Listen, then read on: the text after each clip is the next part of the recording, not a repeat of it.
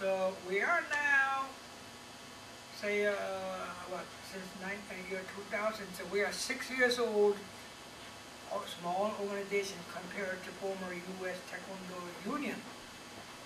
I think we only have, at this moment, maybe less than 4,000 members. But nothing expecting that easy in one day, in 1 year. It took for United States Taekwondo Union for about almost 30 years. I believe the United States Taekwondo One will take maybe about 15, 20 years to grow up. But I believe that United States Taekwondo One should have root in depth. So it stands in this country very solidly and firmly. And this organization should represent this country, Taekwondo as a martial art. We will have this organization, we inherited this organization to the generation like Master Pearson, and these people should carry on when we disappeared. And we want to leave that for pure American native Taekwondo leaders carry on about that. That's the whole purpose. We feel that organization will stand for in the future representing this country martial art.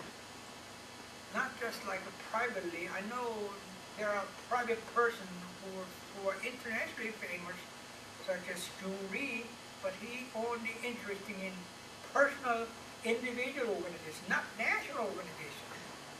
Jung Lee Taekwondo Institute.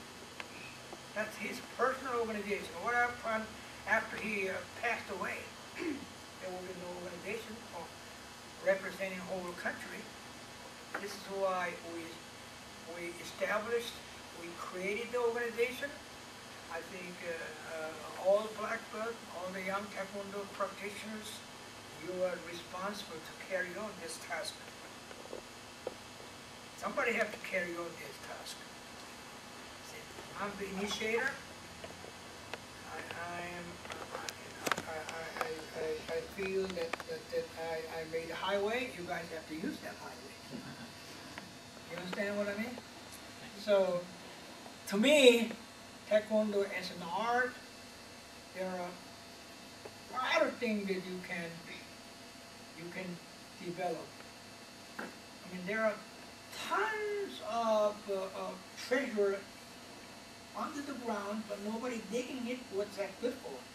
It's not anything. See what I mean? It's worthless.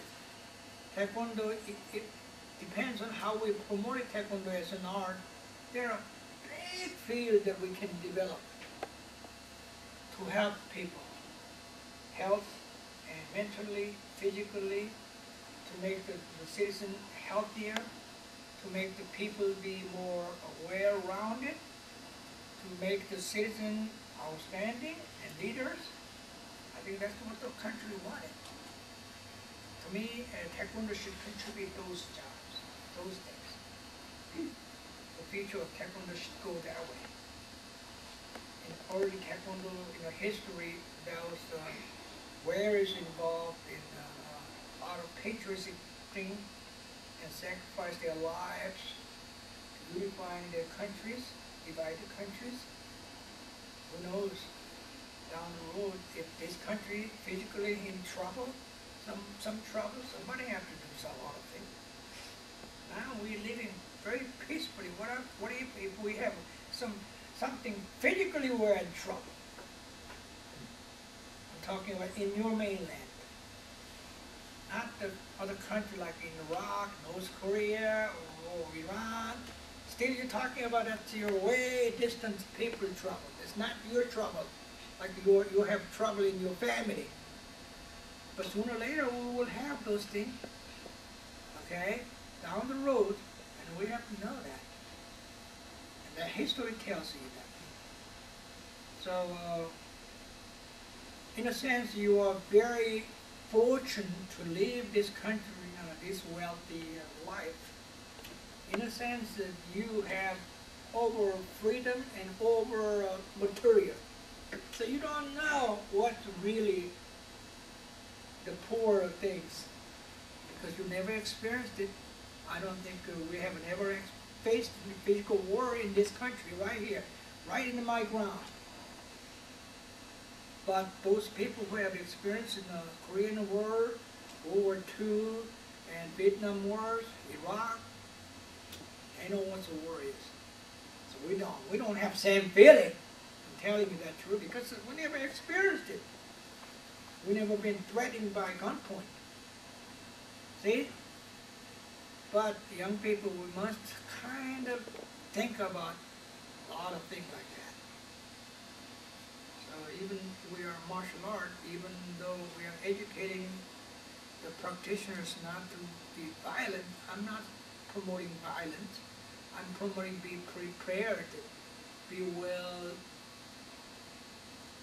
and aware of surrounding this irrational situation in the world. Don't just feel that you will never be in trouble. Unfortunately, you will be in trouble sometime. Okay? So that's the reason that I think I'm directing Taekwondo from sports to the art. Right. Since we only have 45 minutes left, and I won't ask any more questions, why don't you guys ask them if you have any? You're supposed to come with questions. Any question related to martial arts, related to me. And I will answer you as much as I can. Yes? How long have you been involved with Taekwondo? How long? Since I was as little as you are, and I'm close to 70. I mean, by next year, this time I will be 70 years old. I was born in 1937. I was 12 years old when I started Taekwondo. That's how many years. But out of that many years, I would say close to 20 years, I was under the direction of my instructor. Close to 20 years. 12 years very intentionally.